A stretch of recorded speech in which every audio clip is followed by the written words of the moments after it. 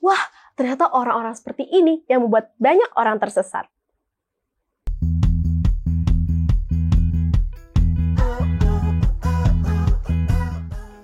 Sepanjang triwulan ini, seperti yang kita tahu nih, kita akan belajar tema besarnya adalah puasa terakhir. Dan sekarang kita akan masuk ke pelajaran kedua dengan judul Dua Wajah Satu Hati. Gak cuma anak muda ya yang gampang mempercayai ajaran itu, tapi juga orang tua juga baik. Orang tua kadang kayak gak boleh tuh dengan ajaran-ajaran yang ada di media sosial saat ini. Jadi gimana sih pendeta supaya kita tuh gak gampang terpengaruh dengan ajaran-ajaran sesat yang beredar pada saat ini.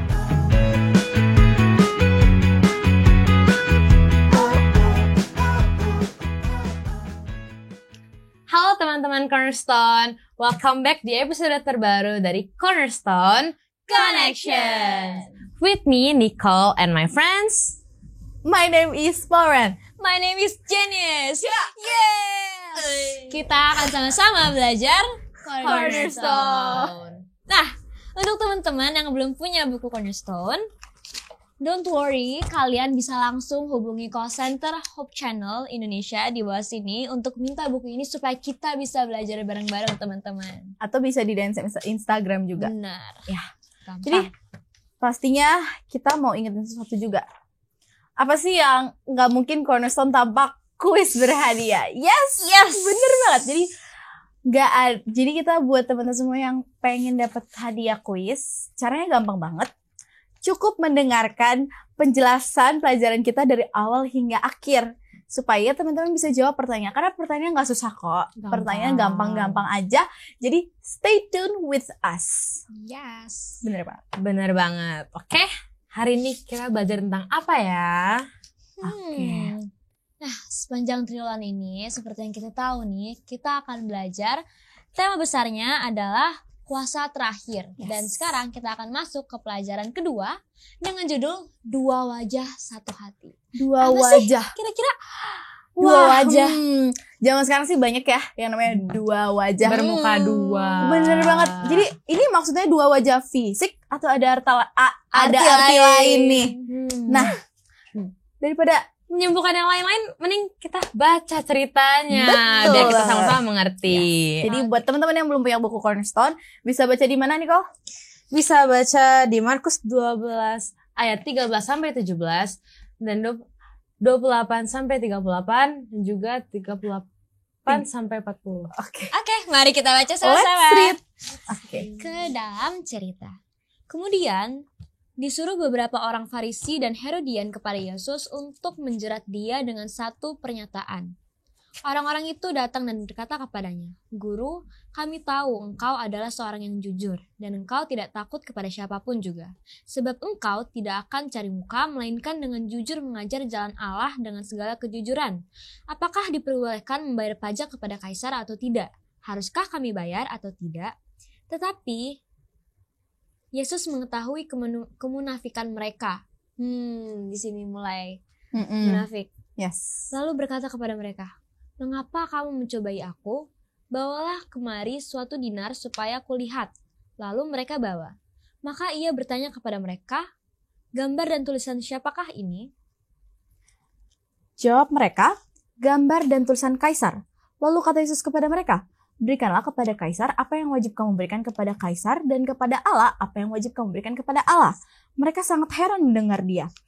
Lalu seorang ahli Taurat yang mendengar Yesus dan orang-orang Saduki bersoal jawab dan tahu bahwa Yesus memberi jawab yang tepat kepada orang-orang itu, datang kepadanya dan bertanya, "Hukum manakah yang paling utama?" Jawab Yesus, "Hukum yang terutama ialah, dengarlah hai orang Israel, Tuhan Allah kita, Tuhan itu Esa. Kasihilah Tuhan Allahmu dengan segenap hatimu dan dengan segenap jiwamu dan dengan segenap akal budimu dan dengan segenap kekuatanmu. Dan hukum yang kedua ialah kasihilah sesama manusia seperti dirimu sendiri. Tidak ada hukum lain yang lebih utama daripada kedua hukum ini." Lalu kata ahli Taurat itu kepada Yesus, tepat sekali, Guru, benar katamu, bahwa ia Esa dan bahwa tidak ada yang lain kecuali dia." memang mengasihi Dia dengan segenap hati dan dengan segenap pengertian dan dengan segenap kekuatan dan juga mengasihi sesama manusia seperti diri sendiri adalah jauh lebih utama daripada semua korban bakaran dan korban sembelihan. Yesus melihat bagaimana bijaksananya jawab orang itu. Dan ia berkata kepadanya, "Engkau tidak jauh dari kerajaan Allah." Dan seorang pun tidak berani lagi menanyakan sesuatu kepada Yesus. Dalam pengajarannya, Yesus berkata, hati-hatilah terhadap ahli-ahli Taurat yang suka berjalan-jalan memakai jubah panjang dan suka menerima penghormatan di pasar, yang suka duduk di tempat terdepan di rumah ibadat dan di tempat terhormat dalam perjamuan, yang menelan rumah janda-janda sedang mereka mengelabui mata orang dengan doa yang panjang-panjang. Mereka ini pasti akan menerima hukuman yang lebih berat. Oh, jadi ini tuh cerita tentang beberapa orang yang disuruh untuk menjebak Yesus dengan pertanyaan, yaitu orang Yahudi dan orang Farisi. Benar. Tapi Yesus menjawabnya dengan bijaksana dan tepat. benar sekali. Namanya juga Yesus. kan? Iya.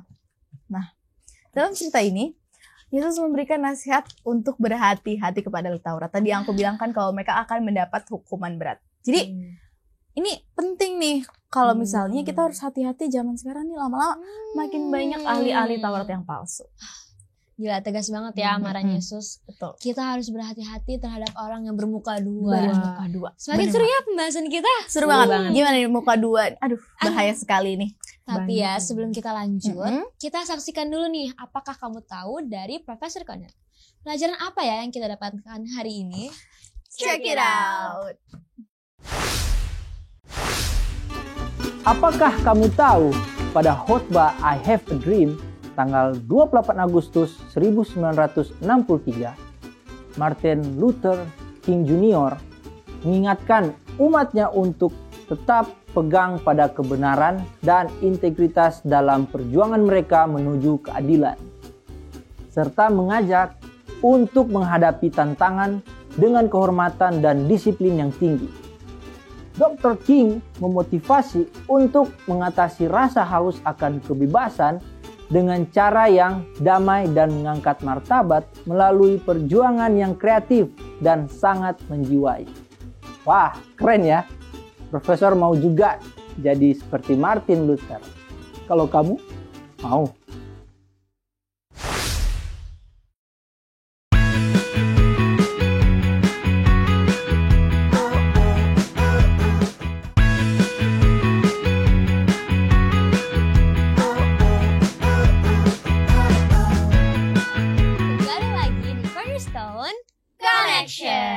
Program ini adalah program yang akan memperdalam pengetahuan kita tentang Alkitab. Kita akan diajak untuk menggali lebih dalam, menjelajahi, dan merenungkan pesan-pesan yang terkandung dalam firman Tuhan. Dan sekarang di segmen ini kita bersama dengan Pendeta Benita Mudan. Selamat datang Pendeta. Apa kabar Pendeta? Puji Tuhan. Sehat. Puji Tuhan. Oke. Nah, tadi kan kita udah baca pelajaran pertama dengan judul Dua Wajah, Satu Hati. Dan ayat intinya terdapat dalam Lukas 19, Matius 22, ayat 37 sampai 40. Jenis mungkin boleh tolong membacakan kita. Boleh. Matius 22, ayat 37 sampai 40. Matius 22 ayat 37 sampai 40. Jawab Yesus kepadanya, kasihilah Tuhan Allahmu dengan segenap hatimu dan dengan segenap jiwamu dan dengan segenap akal budimu. Itulah hukum yang terutama dan yang pertama. Dan hukum yang kedua yang sama dengan itu ialah, kasihilah sesamamu manusia seperti dirimu sendiri. Pada kedua hukum inilah tergantung seluruh hukum Taurat dan kitab para nabi. Dari bacaan tadi sih kayak relate banget ya. Yes. Tentang dua wajah, satu hati. Nah, jadi kayaknya emang ada aja gak sih yang emang muka dua sama kita? pasti ada, karena nggak semua orang suka sama kita. Betul. Kita juga. Jangan bahaya dong, ya. nggak bisa itu nggak bisa. Jadi Terus temenan ya. Jadi pasti banyak pertanyaan dari kita Yes. semua. Mungkin Nicole mau tanya dulu yang pertama. Pertanyaan pertama. Kalau gitu, aku aja deh. Aku pelajarannya tentang apa sih pendeta sebenarnya? Oh ya, tadi ayat inti sudah dibacakan bahwa ini mengenai 10 hukum ya, dan kita tahu 10 hukum itu dibagi dengan 2 bagian besar, kasih kepada Allah dan kasih kepada manusia. Jadi 2 itu, tapi intinya itu satu, bahwa itu adalah kasih. Jadi satu, bahwa itu adalah kasih. Jadi gambarannya itu 2 wajah satu hati adalah bagaimana kasih kepada Allah dengan kasih kepada manusia itu dalam bentuk kasih keseluruhan. Jadi mengenai 10 hukum ya pendeta. Iya. Ya, terima kasih. Nah, Niko, nanya. Nah, pendeta, aku mau bertanya, prinsip apakah yang dapat kita ambil dari pertanyaan Yesus, memberikan kepada Kaisar apa yang kamu wajib berikan kepada Kaisar dan kepada Allah apa yang kamu wajib berikan kepada Allah? Silakan pendeta. Iya, kita tidak bisa hanya katakan bahwa ini uang saya, ini milik saya, sesuka saya untuk melakukannya. Tidak bisa. Biar bagaimanapun, ada hal-hal kewajiban kita yang harus kita lakukan. Nanti kalau kalian sudah bekerja, ada bayar pajak kepada pemerintah. Atau sekarang lagi belanja, apa semuanya kan ada pajak ya. Sekarang kenanya 11%. Sekarang kan, nggak mau 11%. Saya ini aja, nggak bisa kan. Karena itu kewajiban kita yang harus kita berikan. Jadi Yesus memberikan bahwa kita tidak bisa hidup hanya katakan saya milik Tuhan, ini uang saya, atau ini uang Tuhan, atau ini uang bukan milik Tuhan, ini hanya milik saya. Nggak bisa begitu. Ada bagian di mana kita harus memberikannya kepada pemerintah, ada bagian di mana kita juga harus memberikannya kepada Allah yang menjadi pemilik daripada segalanya. Oh, terima kasih pendeta. Jadi harus balance ya. Yes. Gitu. Kita harus tahu kewajiban kita. Jangan lupa bayar persepuluhan berarti. Iya, betul, itu wajib itu. Ya, selanjutnya saya mau nanya nih pendeta. Jadi kan zaman sekarang tuh udah banyak pendeta ajaran-ajaran, apalagi media sosial tuh udah banyak video-video mengenai ajaran ini, ajaran itu kan di Facebook, di TikTok, dan gak cuma anak muda ya yang gampang mempercayai ajaran itu, tapi juga orang tua juga banyak. Orang tua kadang kayak gak boleh ini, gak boleh itu dengan ajaran-ajaran yang ada di media sosial saat ini. Jadi gimana sih pendeta supaya kita tuh gak gampang terpengaruh dengan ajaran-ajaran sesat yang beredar pada saat ini? Iya. Banyak ajaran sekarang ini kan hanya kepada mementingkan diri. Jadi tidak lagi mementingkan sesama. Ya, padahal Tuhan bilang berkat yang Tuhan berikan bagi kita ada kewajiban kita baik kepada pemerintah, baik kepada sesama, juga kepada Tuhan. Nggak bisa kita katakan, oh nggak ada ke Tuhan. Enggak, kalau Tuhan nggak berkati kita, Tuhan nggak kasih tuh uang, kita mau dari mana? Kan ada kewajiban kita. Tadi sudah singgung mengenai persepuluhan, mengenai persembahan, kemudian mengenai kita membantu orang lain, dan lain sebagainya. Karena seluruh bagian yang Tuhan berikan kepada kita itu ada bagian yang memang harus kita untuk bantu orang lain. Jadi kita harus sisihkan untuk memang ini bantu orang lain, ini untuk pajak, ini untuk persepuluhan, persembahan, dan lain sebagainya. Walaupun ajaran-ajaran itu banyak, tapi Alkitab yang menjadi pegangan kita harus kita yakini bahwa memang Tuhan memberikan kepada kita bentuk supaya intinya kan bahwa supaya kita tidak mengasihi diri kita sendiri kan. Ya, kalau kita sudah mengasihi diri kita sendiri ya kita tidak akan peduli pada yang lainnya. Mungkin juga pada orang tua. Nanti kalau kalian sudah bekerja misalnya, ini uang saya nggak usah lagi untuk mama, untuk bapak, nggak usah, nggak bisa kan? Nggak bisa begitu. Biar bagaimana orang tua kita, mereka istilahnya mereka udah modalin kok kita sampai ini ya. Paling tidak kita memberikannya dengan sukacita kepada orang tua kita. Jadi kalau begitu pendeta, kalau kita sebagai orang muda Kristen nih, seperti apa kita harus berbicara dan bertindak? Iya, harus kita sinkronkan antara apa yang kita dapatkan kebenaran itu dan apa yang harus kita lakukan. Jangan kita bilang, iya saya kasih, tapi didiemin aja gitu ya. Dengan teman kita, dengan keluarga kita lainnya, iya saya sayang kok, tapi didiemin gitu ya. Nggak bikin apa-apa, nggak mau bantu dan lain sebagainya ya. Mungkin di rumah juga dan sebagainya. Jadi bentuk itu harus kelihatan, bahwa kita kasih itu harus kelihatan ya. Kalian juga kan kalau kalian udah mulai lihat cowok, lihat apa gitu kan, ya kan udah mulai kita kasih perhatian untuk kasih apa untuk kenikahannya, supaya demikian juga kita seharusnya harus antara tindakan dengan apa yang kita dapatkan itu harus kita berikan dengan baik. Kita nggak bisa hanya katakan ya saya kasih sama Tuhan, tapi sesama kita ataupun teman kita dan lain sebagainya yang membutuhkan kita diam. Kita tidak mau membantu, kita tidak mau tanya kamu ada masalah apa dan lain sebagainya. Jadi jangan kita mungkin mari kita latihlah diri kita untuk peka terhadap sesama kita, juga kepada Tuhan. Bisa jadi kita katakan, oh dengan Tuhan saya beres kok, ya, saya setia kok, apa semuanya, uang jajan saya 10%-nya untuk perpuluhan, uang ininya untuk ada persembahan dan lain sebagainya. Tapi dengan teman mungkin kita tidak begitu peka. Jadi mari kita latih aja.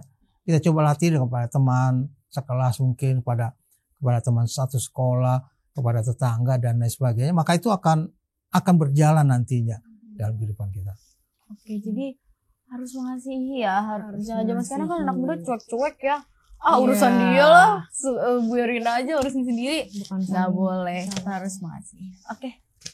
Terima kasih banyak Pendeta Benny telah menjawab pertanyaan-pertanyaan kami. Semoga teman-teman di rumah juga bisa mengerti ya apa pelajaran kita. Ya, betul sekali. Sekarang Ini yang ada apa nih? Yes. apa itu Jenis? Kita nonton yuk pendapat teman-teman dalam segmen Apakah Pendapatmu?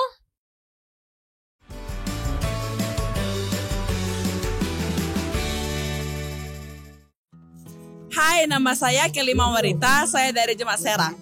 Nama saya Samuel Francisco dari Jemaat Serang. Halo, perkenalkan nama saya Nardi dari Jemaat Serang. Halo, nama saya Rada Utapea dari Jemaat Serang.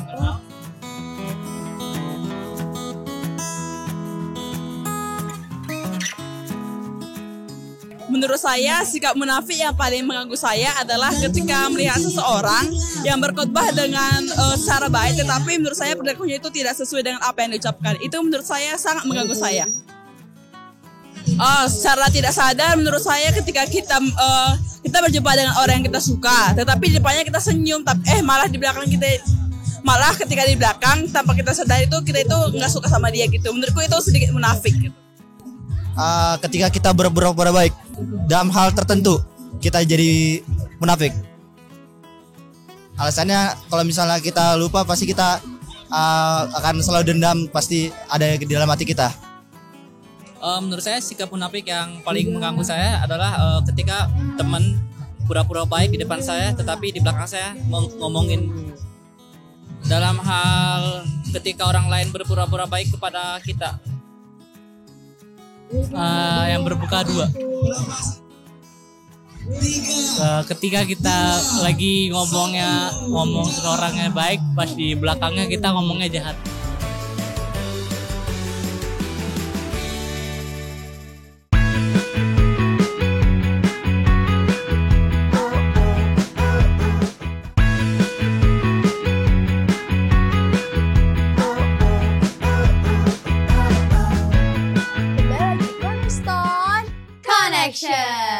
Wah, sangat menarik jawaban dari teman-teman tadi. Menarik sekali. Menurut aku setuju banget sama teman-teman mereka. Iya, ini. Iya, setuju banget kan? Nah, karena kita dengar pendapat mereka, nggak mungkin dong kalau aku nggak ada pendapat kalian. Yes. Jadi apa nih sikap munafik yang paling mengganggu? Kalau aku sih pasti yang Apa tuh yang gini-gini tuh apa? ngomongin orang di belakang. Ganggu banget kan. Iya, apalagi kalau misalnya ngomonginnya yang jelek-jelek. Ya udah pasti ngomongin jelek-jelek dong. Iya sih. Kalau jadi siapa? Setuju sih. Iya, setuju ya. Ini apa tadi? Ini Yang ngomongin orang di Yang belakang. ngomongin di belakang. Iya, setuju. karena ya sih benar juga. Kayak orang Farisi kan juga suka bermuka dua gitu kan terhadap Yesus. Nah, menurut pendeta gimana mengenai munafik pendeta? Iya, ini kan salah satu yang kadang-kala sadar tidak sadar kita juga suka melakukan. Iya kan? sih, benar. Iya sih. Ya. Benar juga. Ada memang orang yang langsung kelihatan sekali, ada orang yang tidak begitu kelihatan sekali. Diem-diem. Untuk Itu rekannya. paling takut sih. Di belakang baru dia cerita apa semuanya. Iya, serem banget. Pasti ditebak sebagainya. soalnya ya. Iya. Jadi ya kita tidak juga melakukan sesuatu yang harusnya berlawanan dengan apa yang harus kita ucapkan gitu ya. Tadi kan landasan pertama itu bahwa kasih pada manusia, kasih pada Allah, ya landasannya kasih, maka kita juga pada siapapun harusnya kasih. Jadi tapi tahan diri untuk tidak mengatakan hal yang buruk pada orang lain, itu hal yang baik, ya, hal yang baik untuk kita. Jadi menahan diri kita, kalaupun ada yang buruk, ya biar orang lain yang ngomongin ke dia, jangan sampai kita yang bicarakan kepada dia. Jadi menahan diri mungkin jauh lebih bijak untuk kita melakukannya, dibandingkan kita harus munafik gitu ya, ataupun mungkin kadang-kadang di rumah juga gitu kali ya. Kepada orang tua, kepada adik, kepada lain sebagainya ya. Tiba-tiba diem begitu orang tua datang. Padahal sebelumnya dengan kakak, dengan adik. Ya. Jadi ya cobalah melatih diri kita untuk memang kita melakukannya dengan baik. Oke, berarti boleh kalau misalnya kita menahan diri, tapi jangan diomongin ke yang lain. Iya, jadi menahan diri aja cukup. Sendiri aja. Kita juga harus hati-hati sih kalau ternyata kita terjebak dengan kemunafikan yang terjadi tanpa kita sadari. Iya benar, kayak nggak nyadar ya kalau ternyata aku tuh selama ini munafik gitu. Introspeksi diri nih. Harus improve. Oke, jadi kita sebagai umat Kristen harus selalu berintegritas. Banyak ya yang bisa kita pelajari. Iya, banyak banget yang bisa kita pelajari. Seperti yang kita janjiin tadi. Kalau kita akan ada kuis berhadiah teman-teman. Sekarang saatnya kita berikan pertanyaannya. Oke, teman-teman dengar pertanyaannya baik-baik. Fokus. Orang-orang dari manakah yang disuruh untuk menjerat Yesus dengan pertanyaan? Sekali lagi, orang-orang dari manakah yang disuruh untuk menjerat Yesus dengan pertanyaan? Jawab dalam satu kalimat aja ya. Teman-teman jangan dibuat kayak khotbah. Tiba-tiba orang ini ya. Jadi pakai satu kalimat aja. Ini gampang banget. Yes. Dari kita kecil kita udah kasih tahu nih siapa yang suka menjerat Yesus. Nah, nggak mungkin dong jawabannya. Oke, Nicole, gimana cara menjawabnya? Jadi kalian dapat menulis jawabannya dengan membalas story Instagram Hope Channel Indonesia dengan format #Cornerstone2 jawaban. Misalkan jawabannya adalah Israel, maka ketik #Cornerstone2 spasi Israel. Jangan lupa memakai hashtag. Untuk pemenangnya kalian bisa cek di IG story Hope Channel Indonesia. Betul banget. Jangan lupa pakai hashtag. Gak kerasa nih. Aduh, gak kerasa banget. Kita ternyata di akhir pelajaran. Ya, sedih banget sih. Dan kita mempersilakan Pendeta Benny untuk memberikan kesimpulan. Baik, kesimpulan pelajaran kita untuk pelajaran kedua ini memberikan kepada kita bahwa Allah ingin agar kita melakukan segala sesuatu itu dalam bentuk kasih. Dan kita tidak seperti orang-orang lain yang coba untuk menjerat orang lain, untuk coba di depan baik, di belakangnya membicarakan hal lainnya, tidak demikian. Allah memberikan bahwa 10 hukum diberikan itu untuk kasih kepada Allah, kasih kepada sesama manusia, kepada siapapun sesama manusia itu. Tidak hanya yang sepakat dengan kita atau sepaham dengan kita, tapi pada siapapun harus kita bentukkan. Itulah perjalanan yang Allah inginkan untuk kita lakukan. Oke. Baik Pak Pendeta, terima kasih kesimpulannya. Semoga teman-teman di studio dan juga di rumah bisa mengambil kesimpulan kita. Untuk menutup segala pelajaran kita ya, kita minta Pendeta untuk mendoakan kita semua. Kita berdoa. Bapa di surga, kami berterima kasih atas pemeliharaan Tuhan. Kami terima kasih atas pelajaran yang Tuhan berikan bagi kami. Biarlah Tuhan boleh menuntun kami untuk kami boleh mengasihi Tuhan dengan segenap hati kami, dengan segenap kekuatan kami, juga kami boleh mengasihi sesama kami sebagaimana Tuhan telah mengasihi kami. Bersama-sama dengan semua orang-orang muda dimanapun mereka berada, Tuhan menuntun, Tuhan memelihara, dan Tuhan melindungi. Tuhan juga boleh memberikan kesembuhan bagi mereka yang sakit, dan mereka yang dalam keadaan susah, Tuhan juga boleh menjawab doa-doa mereka, agar mereka pun boleh bersuka karenanya. Karena kami berdoa dalam nama Anak Yesus Kristus, Tuhan dan Juru Selamat kami. Amin. Amin. Oke teman-teman, itulah pelajaran kita pekan ini. Terima kasih kepada teman-teman yang sudah setia mengikuti program ini. Terutama kepada Pendeta Benny, juga sebagai narasumber kita. Pendeta. Tetap Tetap semangat mempelajari firman Tuhan dan kita pasti akan menemukan pelajaran-pelajaran berharga dari setiap cerita yang akan membuat kita bertumbuh dalam iman. Sampai ketemu teman-teman Cornerstone yang selalu setia dan belajar firman Tuhan melalui Cornerstone Connection.